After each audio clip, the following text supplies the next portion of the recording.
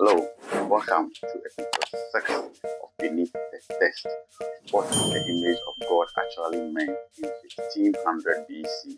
Genesis chapter 26, chapter 1, verse 26, 31. One of the most liberating ideas in human history can be found in Genesis chapter 1, verse 26, when the Bible said that, "Let us make man in our own image and after our own likeness."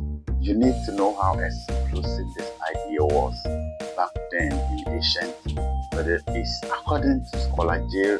Richard Millerson, in his book Liberating Images, he documents that in the ancient Egypt and Mesopotamia, only the king or the pharaoh who is seen as the image of God.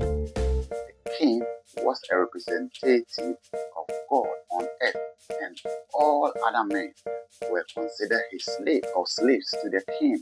Therefore, it was an exclusive idea for Moses to write in Genesis that God created man, male and female, and created them in his own image. According to Moses in Genesis chapter 1, verse 27, every man is the Lamb Elohim, that is, every man was created in the image of God, and every king back then would have been angry and would have sworn to destroy people who went to him or herself that they were the image of God.